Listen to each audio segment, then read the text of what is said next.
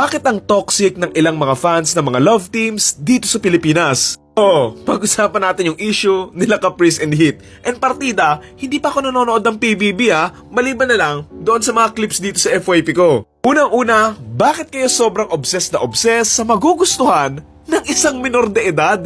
Kadiri naman kayo. Dami ko kasing nababasang galit na galit, kung ano-ano nga yung mga kino-comment. Binabash nga nila itong si Caprice dahil nga doon sa sinabi nga niya doon sa interview na hindi ko magets kung bakit Gusto man niya or hindi, pakialam nyo. Bakit gigil na gigil kayo na hindi gusto ng isang artista yung isa pang artistang pinapartner nyo sa kanya? Hindi naman required magkaroon ng love team para maging artista Simula kasi to sa mga sinabi nga ni Caprice doon sa mga interviews nga niya sa unang hirit, kay Boy Abunda, na sinabi nga niya parang nakababatang kapatid nga lang daw niya si Hit, na kesyo hindi nga daw siya nagkagusto dito.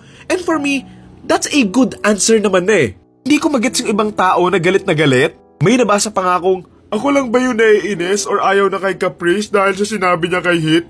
What the fuck, man? Mga nababasa pa akong, parang ang pangit na ng aura ni Caprice dahil sinabi niya yun. Kawawa naman si Hit. What? So kailangan pala para magustuhan mo lang yung isang artist, gusto mo rin kung sino yung ipapartner sa kanya. Di ba sobrang absurd ng idea na yon? Di mo naman yan manika na ikaw magpaparas ng ibang Barbie doll na gusto mo. Mga tao yan Alam mo, sa personal relationship nila, di ba? And minor lang itong si Caprice, parang 16 or 17 lang ata. So alam niyo yun? Bakit yung pinipilit yung mga ganyan? Dapat nga matuwa tayo na hindi pa ganun yung iniisip niya na siguro mas focus muna siya sa pag-aaral or sa pagtatrabaho. Alam mo yon, there's more things serious in life than having a love team. Tsaka regardless if may crush talaga siya or may nararamdaman siya kay Heat or ayaw niya lang talaga sabihin on national TV or malay mo nga, wala talaga. Wala na tayong pakialam doon. Tapos may nabasa pa ako na dapat sinabihan si Caprice ng manager niya na hindi sabihin yon kasi masisira yung love team nila kung wala siyang pakialam sa love team nila, kung ikaw willing kang magsinungaling and hindi magpakatotoo para nga lang sa pera, hindi lahat ganon.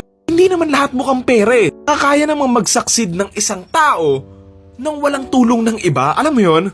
And pwede namang sumikat or maging kilala yung isang babaeng artista nang walang ka-love team Diba't ayan nga yung binibreak na cycle dito sa atin, yung toxic love team culture nga doon sa mga movies and series dito sa atin. Di ko magets yung ibang fandom na borderline obsessive na. Hirap bang maintindihan na love team lang sila on screen at hindi in real life?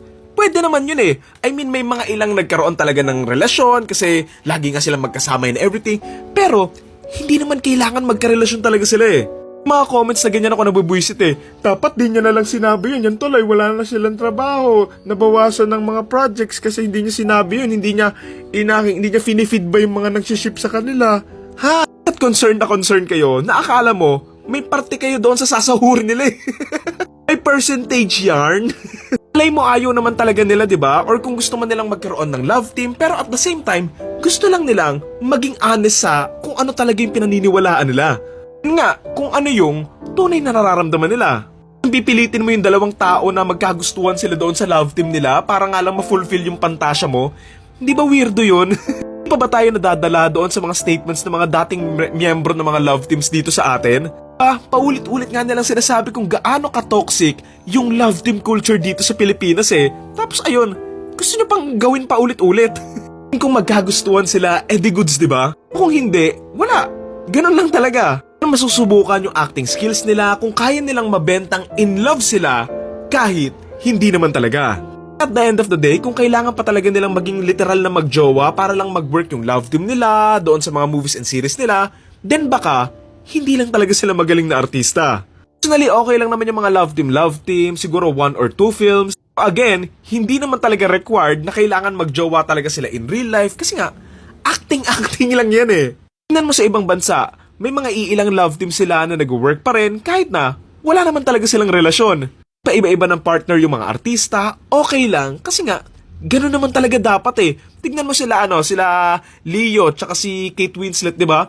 2 beses lang silang nag-partner. O di ba? Hindi naman sila magjowa Hindi sila in a relationship, pero kaya pa rin nilang mabenta na nagmamahalan sila, alam mo yon? Ibang bansa nga, kahit may nagiging successful na love team or merong siniship dahil sa isang movie or series nga nila together, most of the time, hindi na sila pinagpapares ulit kasi nga, ayun yung special about that project. Alam mo yun, kung nag-work ka lang bilang artista, kung nasa love team ka lang, then kailangan mo pang mag-improve bilang artista. Ayun, ayan kasi yung laman ng FYP ko, kaya naging aware din ako doon sa issue. Ko kasi magets yung iba na sobrang obsessed na obsessed and sobrang delusional. Na gusto nilang magkagustuhan yung mga siniship nila. Ano ka? Ano yung may powers ka ba? Mangkukulam, ganon? Okay lang naman yung meron ka siniship ng mga artista, na magka-on-screen partner, pero maging grounded pa rin tayo sa reality. Posibleng, hindi lang talaga sila magkagustuhan, isa lang talaga silang love team sa isang movie or series. In real life, hindi talaga sila couple, and okay lang yon. Mahirap bang intindihin yon? Again, let's say may gusto talaga siya. Malay mo, ayaw niya lang talagang sabihin. Or hindi pa talaga muna yun yung focus niya, di ba? Alam mo yun, makontento na lang tayo doon sa mga response nila, and let's be adult about this. Hindi ka makaramdam ng kilig sa isang on-screen couple is dalawa lang yung ibig sabihin niyan.